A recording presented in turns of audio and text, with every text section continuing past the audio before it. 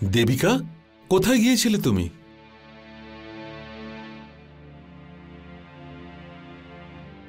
এই ভিখারি মেয়েটাকে যাকে তুমি সঙ্গে এনেছো? ও হলো শামলি। কালকে যে শ্রমিকের মৃত্যু আমাদের মিলে হয়েছে ও তারই মেয়ে। কিন্তু দেবিকা, ওই শ্রমিকের মৃত্যুর সমস্ত ক্ষতিপূরণ আমি দিয়ে দিয়েছি, তাহলে মেয়েটাকে নিতে এসেছে? ওকে সারা জীবনের জন্য এই মহলে নিয়ে এসেছি। তুমি পাগল হয়ে গেলে নাকি? দেবিকা, এটা বাড়ি, কোনো অনাথ আশ্রম নয়। ও অনাথ নয়। ওকে আমি আমার মেয়ে হিসেবে গ্রহণ করে ওর সাথে এই মহলের সম্পর্ক আমি যে জুড়ে দিয়েছি। দেবিকা, যে আস্তাকুর থেকে ওকে তুলে এনেছো সেখানেই ওকে ফেলে এসো।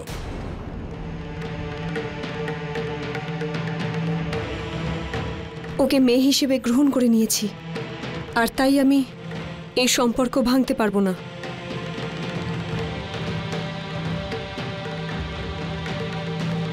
এখন থেকেও এখানেই থাকবে। দেবিকা,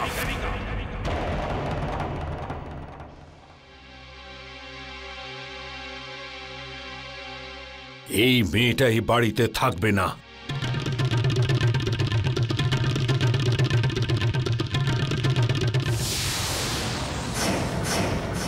যেখানে আমার মেয়ের জন্য কোনো জায়গা নেই, আমিও সেখানে থাকবো না। ব্যাস দেবিকা, আজ তুমি অনেক বড় কথা বলে দিয়েছ। মনে রাখবে, এই গরিব মেয়েটার সাথে মায়ের সম্পর্ক গড়ে তুলতে গিয়ে তুমি স্ত্রী হওয়ার সম্মান না হারিয়ে ফেলো। তুমি স্ত্রী হওয়ার সম্মান না হারিয়ে ফেলো।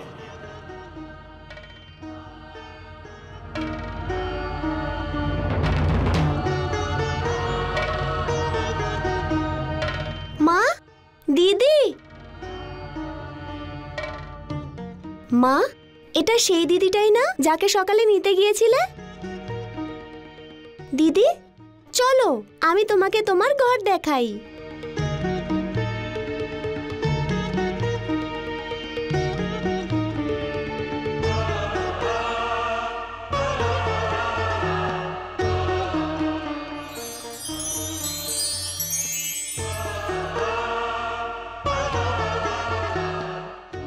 তুমি তো জানো মা,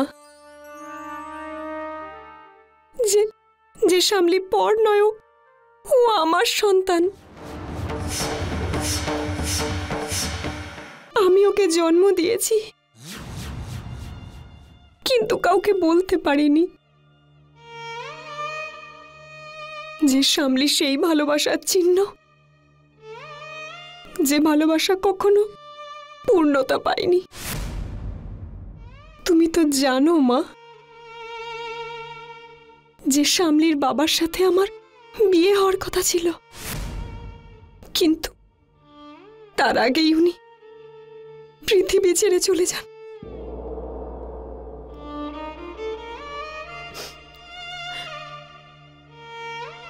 সেই দিনের কথা আমার আজও মনে আছে, যখন আমি সেই ছোট্ট বাচ্চাটাকে নদীর পাড়ে রেখে এসেছিলাম।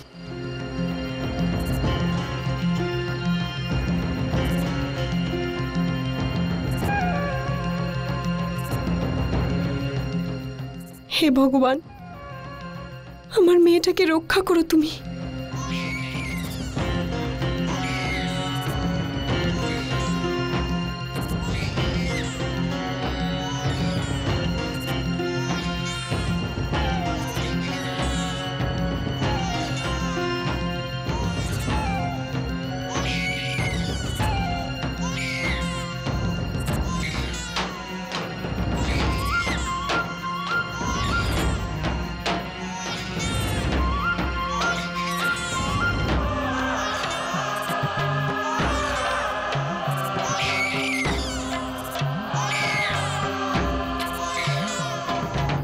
হে ভগবান, আমার মেয়েকে তুমি রক্ষা করো।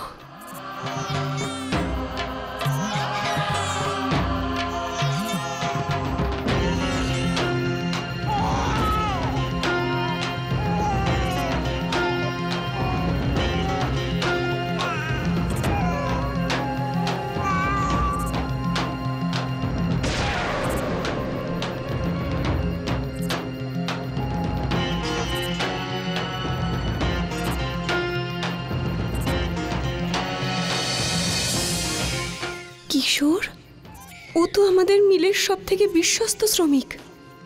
এ আপনি কি করতে যাচ্ছিলেন? এই ছোট্ট একটা শিশুকে নদীতে?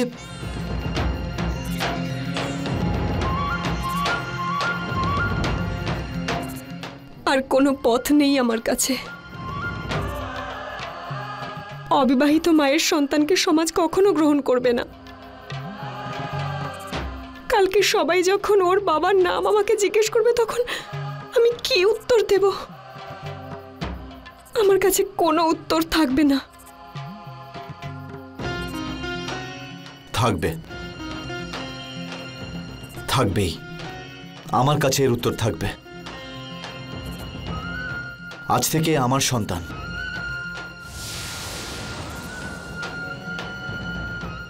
আমি আপনার বাবার কাজের লোক ঠিকই, কিন্তু ওর লালন পালনে আমি একটুও অভাব রাখবো না। কিশোর বাবা হওয়ার সাথে সাথে ওকে মায়ের অভাব কখনো বুঝতে দেয়নি। মা, তুমি একদম কেঁদো না মা, এবার আমি এসে গেছি।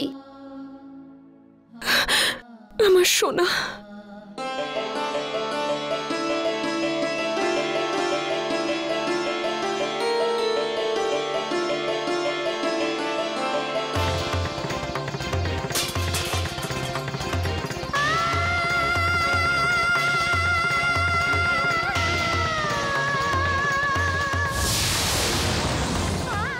তুকারাম কাকা, ওই ঘটনার পর আমি আর কোনোদিন মহলে ফিরে যাইনি, আর শনি শিগনাপুরে চলে এসেছি।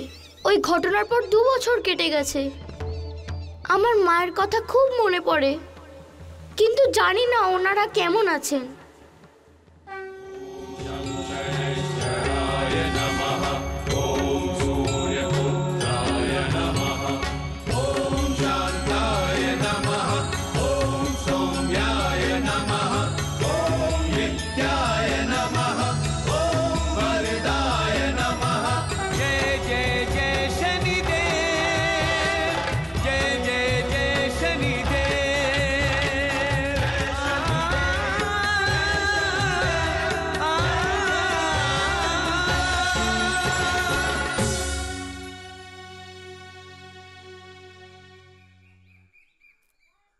মা, শনিদেবের এই প্রসাদ সব ভক্তদের দাও। ঠিক আছে কাকা।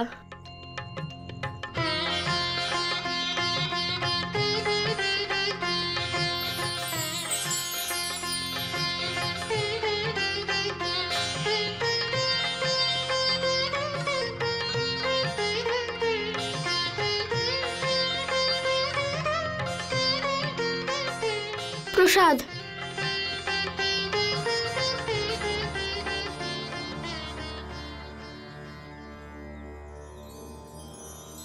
মা, আপনি? শামলি, শামলি, শামলি। দেবিকা! মালিক, আপনি আমায় চিনতে পারলেন না? আমি শামলি। চলো এখান থেকে। মা!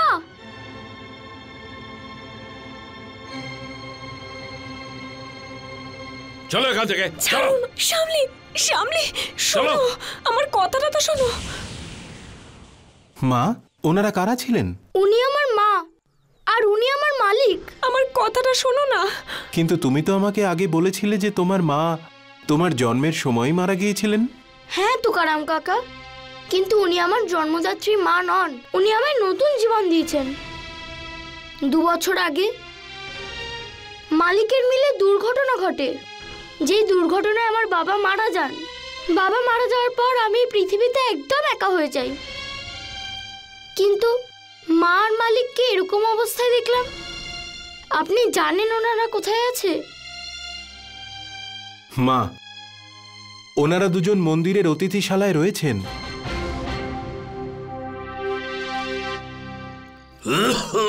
দেবিকা, আমার মনে হচ্ছে আমার এই পৃথিবী থেকে যাওয়ার সময় হয়েছে। এভাবে বলো না তুমি। মালিক, মালিক, আমি কি এমন ভুল করেছি মালিক যে আপনি আমায় চিনেও চিনতে পারছেন না? না মা, ভুল তুই করিসনি, আমি করেছি। ভগবান আমাকে তোর সঙ্গে দুর্ব্যবহার করার জন্য আর আমাকে আমার কুকর্মের শাস্তি দিয়েছেন।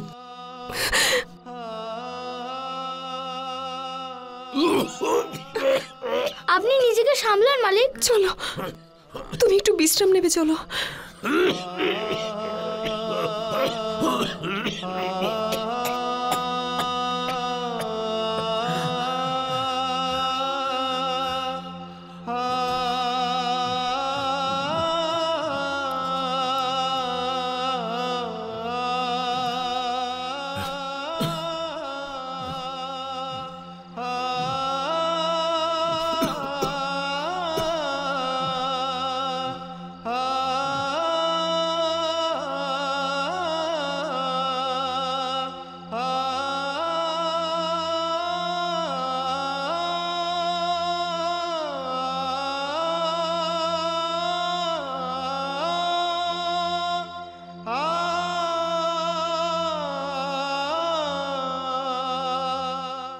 কিন্তু মা, আপনি মহল ছেড়ে এখানে এই ধর্মশালাতে?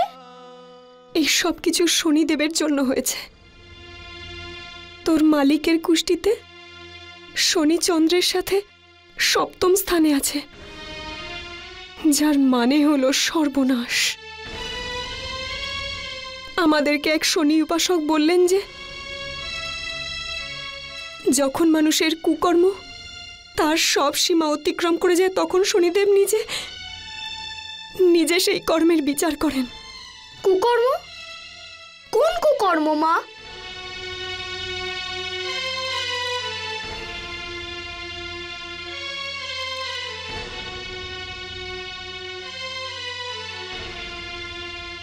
তোর মালিক ধন দৌলতের অহংকারে কখনো মানুষকে মানুষ বলে গণ্য করেনি। টাকা পয়সার লোভে পড়ে মিথ্যে আর ছলের আশ্রয় নিতেও পিছু পা হয়নি। আর যখন তোকে উনি বাড়ির থেকে তাড়িয়ে দিলেন, তখন ওনার পাপের কলসি ভরে গেল। তুই বাড়ি ছেড়ে চলে আসার পর থেকে আমাদের ব্যবসায় শুধু লোকসান হতে থাকে। লক্ষ লক্ষ টাকার ধার হয়ে যায় আমাদের। যারা ধার দিয়েছিল তারা বাড়িতে এসে হুমকি দিতে থাকে।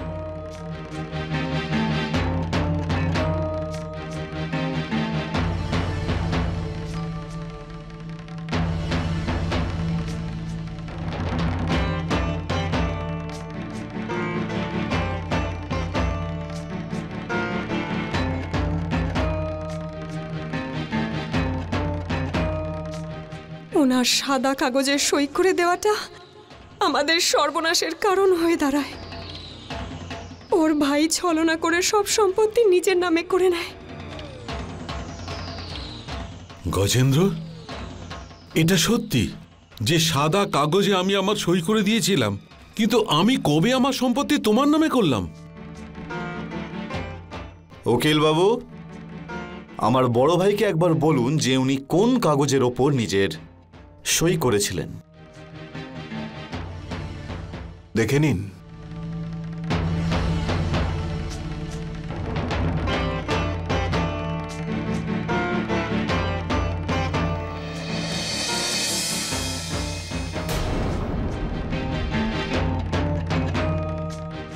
ঠকিয়েছে। ভাই হয়ে তুমি আমার সঙ্গে এত বড় ছলনা করলে গজেন্দ্র। তোকে আজ আমি মেরেই ফেলবো গজেন্দ্র। ঠকিয়েছিস আমাকে গজেন্দ্র। কি ভেবেছিলে তুমি যে তোমার সমস্ত ঋণ আমি এমনি শোধ করে দেব? বড় দাদা হও সেই জন্যই। 2 দিনের সময় দিচ্ছি এই মহল খালি করবার জন্য, মাত্র 2 দিন। 2 দিন পর আমাদের বাড়ি ছেড়ে চলে আসতে হয়। থাকার জন্য আমাদের কাছে কোনো জায়গা ছিল না, তাই আমরা স্বপ্ননীলকে আশ্রমে রেখে আসি। ব্যাস, এখন কোর্টের রায় পর্যন্ত অপেক্ষা করতে হবে। 7 দিন পরে তারিখ পড়েছে। যদি কোর্টে এটা প্রমাণিত হয়ে যায় যে গজেন্দ্র ছলনা করে লিখিয়ে নিয়েছে, তাহলে ঠিক আছে, নয়তো আমাদেরকে সারা জীবন এভাবেই ঘুরে বেড়াতে হবে। মা, সব থেকে বড় ন্যায়দাতা তো শনিদেব। উনি থাকতে কারোর সাথে কোনো অন্যায় হবে না। যদি মালিকের উপর শনির দোষ চলতে থাকে, সেই দোষ কাটানোরও উপায় আছে। আমি শনিদেবের উপাসনা করব। শনিদেব খুবই দয়ালু।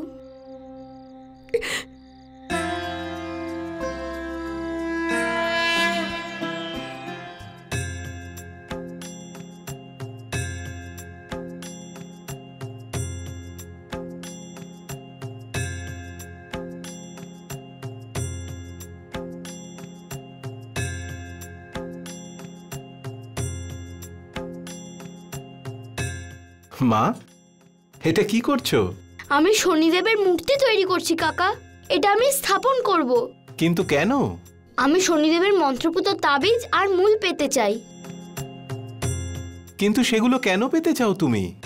কাকা, আপনিই তো বলেছিলেন যদি কখনো কারোর কাছারিতে মামলা চলে আর তারিখের দিন নিজের ডান হাতে শনিদেবের মন্ত্রপুত তাবিজ আর শিকড় একসাথে বেঁধে যান, তাহলে মামলার রায় নিজের পক্ষেই হবে।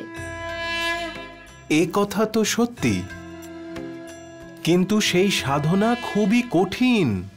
যারা যারা এই সাধনা করতে চায় তাদের 7 দিন ধরে এক পায়ে দাঁড়িয়ে শনিদেব মহারাজের মূর্তির সামনে শনি মন্ত্র জপ করতে হবে। তবে গিয়ে সে তাবিজ আর ওই গাছের শিকড় লাভ করবে। আমি এই সাধনা করব কাকা, আর শনিদেবকে আমার মালিকের সাথে ন্যায় করতেই হবে।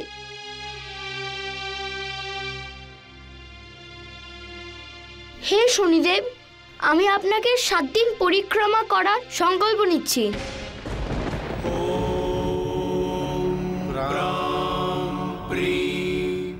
আমার এই সাধনা সম্পূর্ণ হলেই আমার মালিক আর মাকে ন্যায় পাইয়ে দেবেন।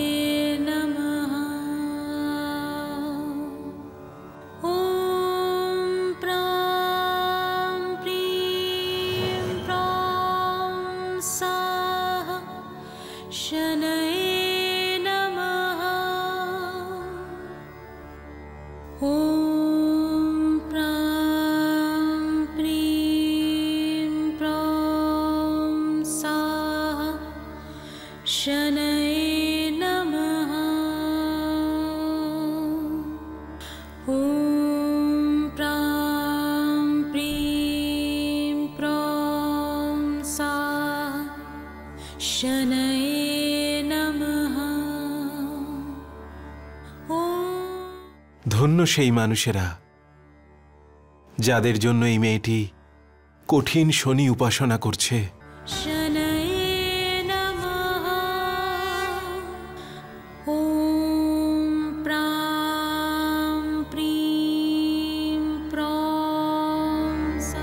শ্যামলী, শ্যামলী,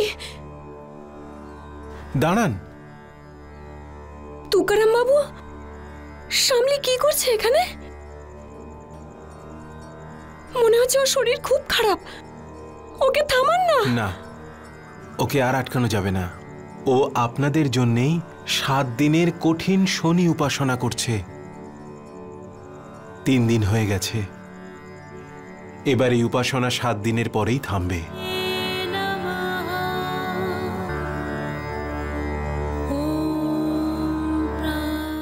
শ্যামলী, তোমার মালিককে তার খারাপ কাজের দণ্ড দেওয়ার জন্যে যে 7.5 এখন তার উপর চলছে তা তো তাকে ভুগতেই হবে। কিন্তু যে শ্রদ্ধা নিয়ে তুমি আমার সাধনা করে চলেছ তার ফল তো তোমার অবশ্যই পাওয়া উচিত।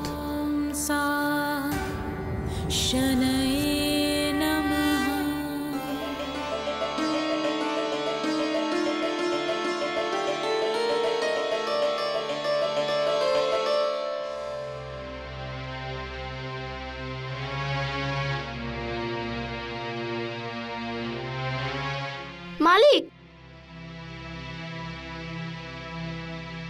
মালিক,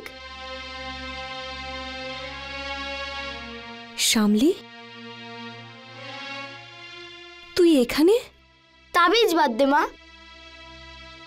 মালিক, এই তাবিজ বেঁধে নিন, দেখবেন শনিদেবের কৃপায় আজ আদালতের রায় আপনার পক্ষেই হবে।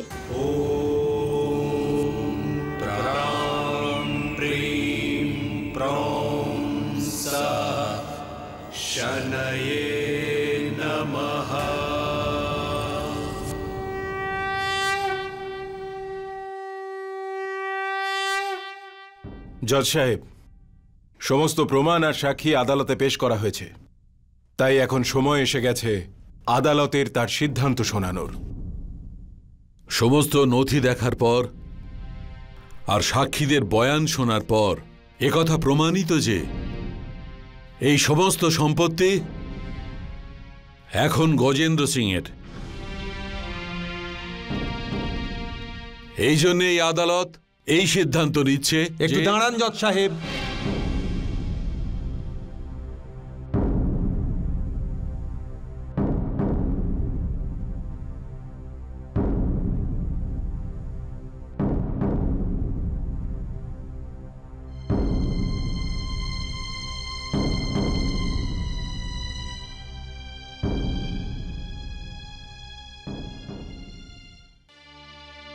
আদালত তার সিদ্ধান্ত শোনানোর আগে আমার কাছে এমন কিছু প্রমাণ আছে যেটা দিয়ে আদালতের সিদ্ধান্ত বদলাতে পারে।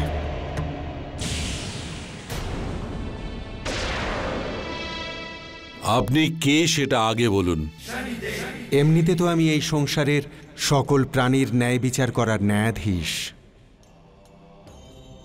আমি এই মোকদ্দমায় মানবেন্দ্রবাবুর উকিল।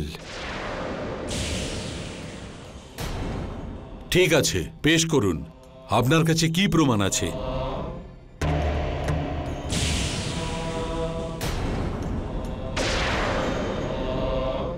জজ সাহেব, সেই প্রমাণ পেশ করার জন্যে আমার 2 দিন সময় চাই। কিন্তু আজ এই মামলার শেষ তারিখ। আজ আমাকে রায় শোনাতে হবে। এই আদালত আর বেশি সময় নষ্ট করতে পারবে না।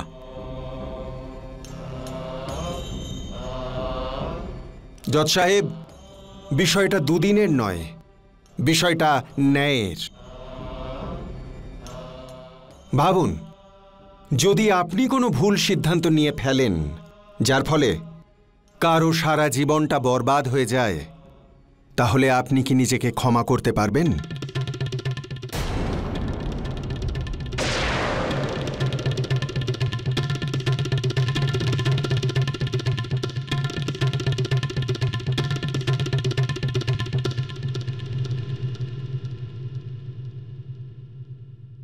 ঠিক আছে, আদালত 2 দিন সময় দিচ্ছে।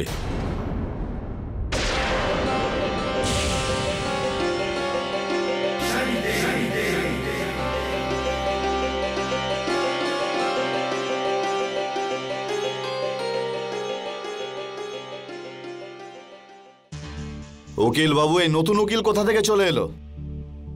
আর সে কি বা পেশ করতে চলেছে? গজেন্দ্রবাবু, আপনি একদম চিন্তা করবেন না। এই মোকদ্দমা আমরাই জিতে যাব। আপনি শুধু আমার অংশটার ব্যবস্থা করে রাখবেন। অনেক পরিশ্রম করেছি আমি আপনার এই মিথ্যে মোকদ্দমাটাকে সত্যি বানাতে।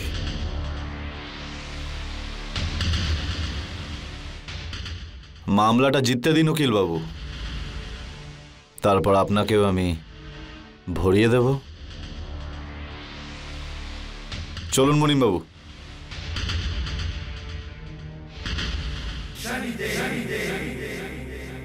কে উকিল বাবু? ন্যায়ের মন্দিরে দাঁড়িয়ে মিথ্যে মোকদ্দমা লড়ছেন? কিসের মিথ্যে? আমি কোনো মিথ্যে বলিনি। তুমি কিচ্ছু প্রমাণ করতে পারবে না। আমি যা প্রমাণ করতে চাই সেটা তো প্রমাণিত হয়েই যাবে।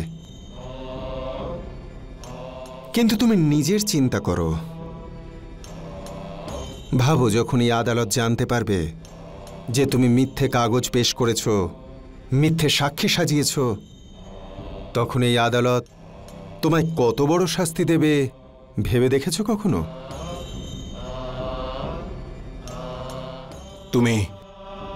তুমি আমাকে হুমকি দিচ্ছ নাকি আমাকে ভয় দেখানোর চেষ্টা করছো? তোমায় সত্যিটা দেখানোর চেষ্টা করছি। আমি জানি গজেন্দ্রবাবু তোমাকে অনেক টাকার লোভ দেখিয়েছে, কিন্তু সেই টাকা তোমায় দেবে না। ভেবে দেখো, যে নিজের ভাইকে আপন করলো না, সে তোমাকে কি করে করবে?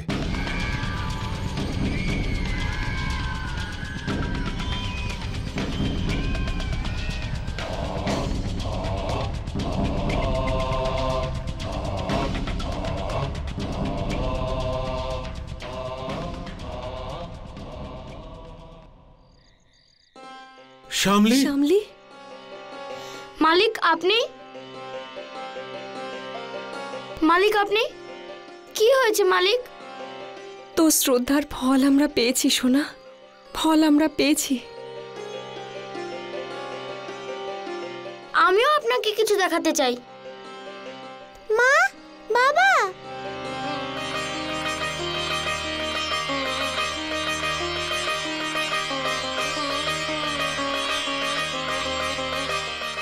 স্বপ্ননীল,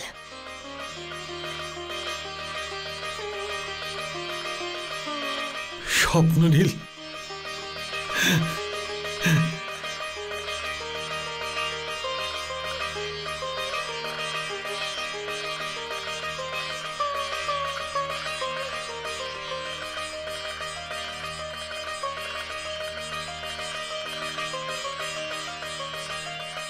মা, শ্যামলী দিদি আমাকে অনাথ আশ্রম থেকে নিয়ে এসেছে। মা, আজ তুমি শুধু একটা নয়, দুটো চমৎকার করেছ। এক, স্বপ্ননীলকে ফিরিয়ে এনেছ, আর দ্বিতীয়ত কাছারিতে আজ এক নতুন উকিল এসেছিল যে আমাদের সপক্ষে কিছু প্রমাণ পেশ করতে চায়, আর যা সিদ্ধান্ত 2 দিন বাদে নেওয়া হবে। মালিক, এই সবই শনিদেবের কৃপা। দেখবেন রায় আপনার পক্ষেই হবে। শ্যামলী, তুই তো আমার মেয়েই হয়ে গেছিস, কিন্তু আমি তোর বাবা হতে পারিনি। যদি আমি তোর বাবা হতে পারতাম। বাবা,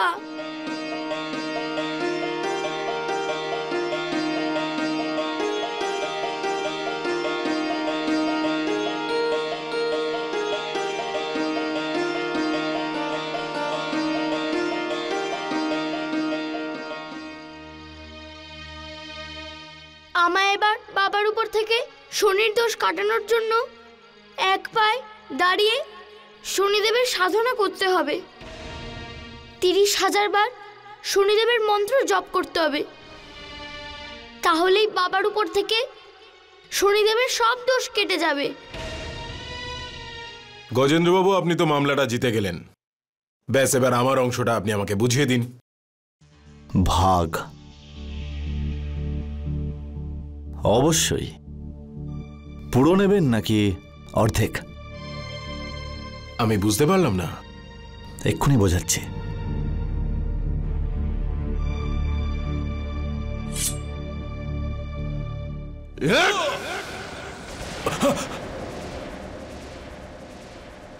আরে, আপনার কি হয়েছে? আপনি ঠিক আছেন তো? আমি ঠিক আছি, তুমি শুয়ে পড়ো। যে স্বপ্নটা আমি দেখলাম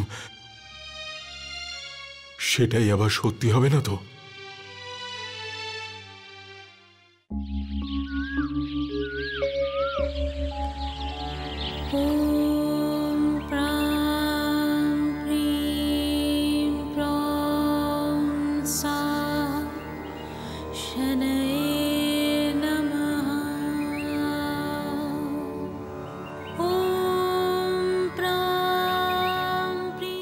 শ্যামলী, আমি তোমার সাধনায় খুবই প্রসন্ন হয়েছি। তুমি প্রমাণ করে দিয়েছ যে সম্পর্ক রক্ত দিয়ে নয়, হৃদয় দিয়ে তৈরি হয়।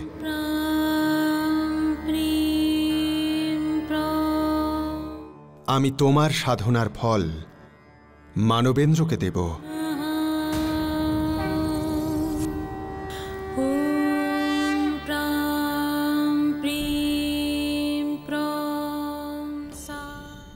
তাহলে উকিলবাবু, কে সিদ্ধান্ত নিলেন? সিদ্ধান্ত তো আজ আদালত নেবে উকিল সাহেব। তবে মনে হচ্ছে আপনি এখনো কোনো সূত্র পাননি এটা প্রমাণ করার জন্য যে আমাদের এই মামলাটা মিথ্যে। পরপর মিথ্যের জয় হয়ে গেলেও এটা কিন্তু ভাববেন না যে সত্যিটা হেরে যাবে। আপনি এই মামলাটা জিততেই পারবেন না উকিল সাহেব, কারণ আপনার কাছে কোনো কাগজপত্রই নেই। আমার কাগজপত্রের ব্যাপারে চিন্তা করবেন না উকিলবাবু। নিজের কাগজপত্রগুলোকে একবার পরিষ্কার মনে দেখে তো নিন, সেগুলোতে কিছু লেখা আছে কি না। ঠিক আছে, আপনার সান্ত্বনার জন্য দেখে নিচ্ছি।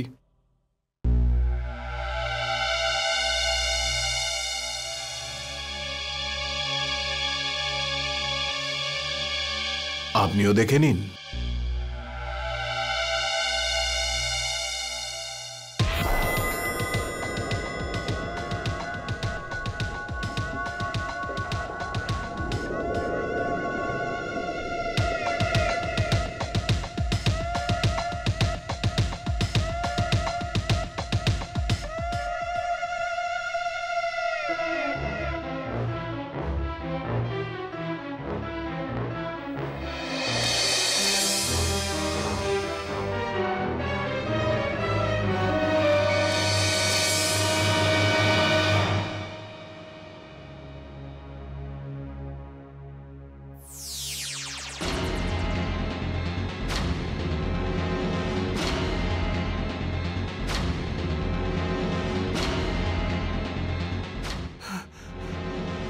এই আমার কি হচ্ছে? কখনো এই কাগজগুলোর মধ্যে আমি কিছু লেখা আছে দেখতে পাচ্ছি, আবার কখনো কিছু নেই। দেখলেন তো উকিলবাবু, পরিষ্কার মন সবকিছু পরিষ্কারই দেখায়। কত ভালো হতো যদি এরকম পরিষ্কার মনে আপনি এই ন্যায়ের মন্দিরে আসতেন, আর যেটা সত্যি ন্যায়াধীশের সামনে এসে বলতেন। তখন দেখতেন কি হয়, তখন আপনার মন আর আত্মা কতটা শান্তি পেত।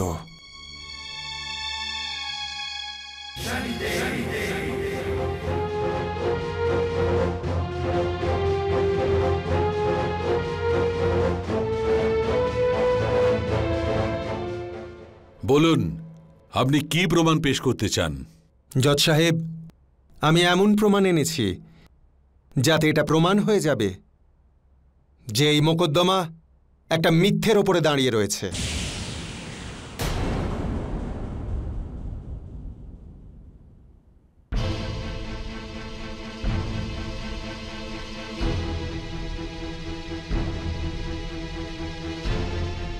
এখনো সময় আছে। আপনি কি সত্যিটা বলতে চান নাকি?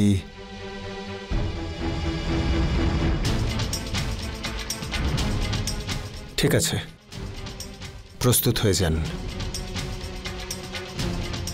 এই কাগজ সমস্ত মিথ্যে প্রমাণ করে দেবে।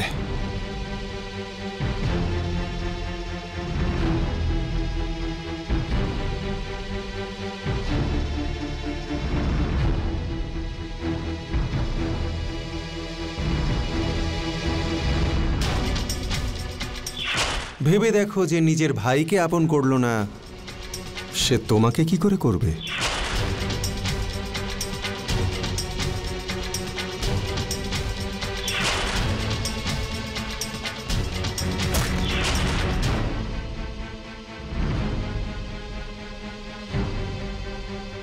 জজ সাহেব, আমি কিছু বলতে চাই। বলুন। আমি স্বীকার করে নিচ্ছি যে এই মামলাটা সম্পূর্ণ মিথ্যে ছিল।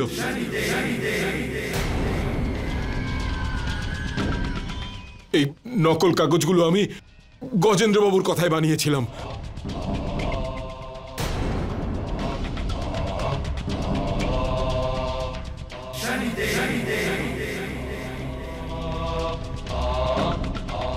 সেই অপরাধের জন্য এই আদালত আমাকে যে শাস্তি দেবে তা আমি মাথা পেতে নেব জজ সাহেব।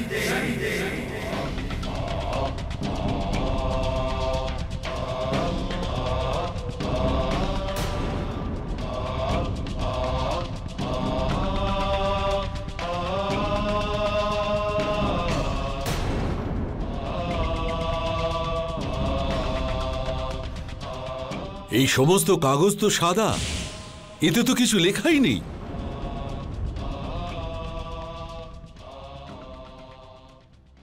জজ সাহেব, যা এই কাগজে লেখা থাকবার কথা তা উকিলবাবু নিজেই বলে দিয়েছেন।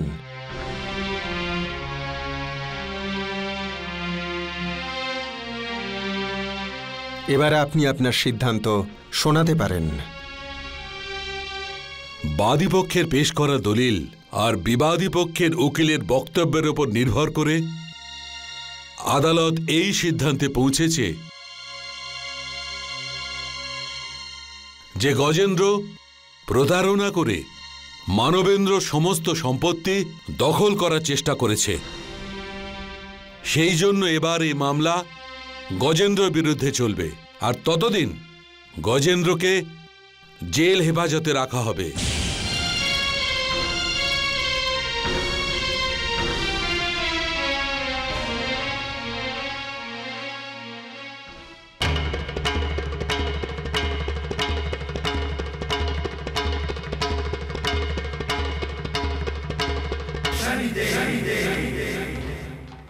গজেন্দ্র, এই আদালত তোমার অন্যায়ের শাস্তি তো অনেক পরে দেবে, কিন্তু আমি এর ফল এখনই দেব।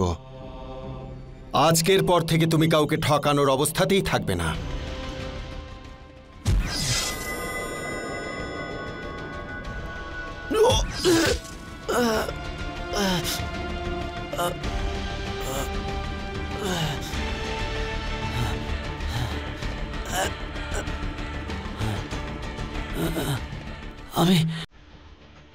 আমি দেখতে পাচ্ছি না কেন?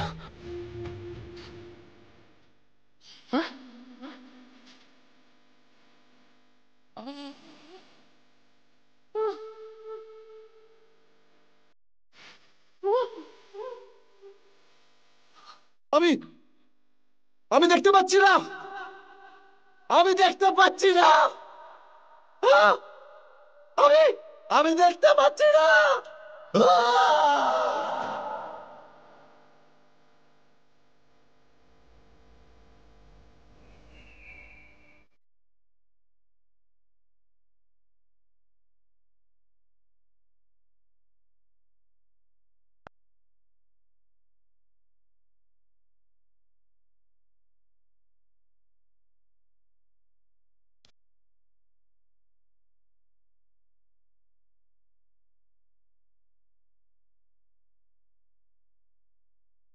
শ্যামলী, মা তো সাধনা সফল হয়েছে, রায় আমাদের সপক্ষে হয়েছে। মা, আমাদের যে উকিল ছিল উনি তো মকদ্দমাটাকেই উল্টে দিয়েছেন, আর এই সবকিছু শুধু তোর জন্যই হয়েছে। যা কিছু হারিয়েছিলাম সব ফিরে পেয়েছি। কিন্তু মা, ওই উকিল কোথা থেকে এলেন আর কোথায় গেলেন কিছু জানতেই পারলাম না। ওটা স্বয়ং শনিদেবী হবেন। সবাই বলেন নিজের ভক্তদের সাহায্য করার জন্য উনি নিজে আসেন। মা, আমি এই জীবনে প্রথমবার আপন আর পরকে চিনতে পেরেছি। সম্পর্ক শুধু রক্তেরই হয় না, প্রেম, সম্মান আর শ্রদ্ধারও হয়। আমি তোকে অনেক দুঃখ দিয়েছি, আমায় ক্ষমা করে দে, আর বাড়ি চল মা।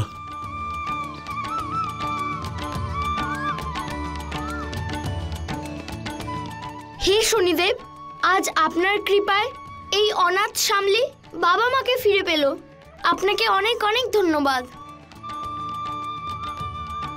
শ্যামলী, তোমার ভক্তি আর তোমার পিতার অনুশোচনা আমাকে খুব সন্তুষ্ট করেছে। তুমি সর্বদা সুখে থাকো।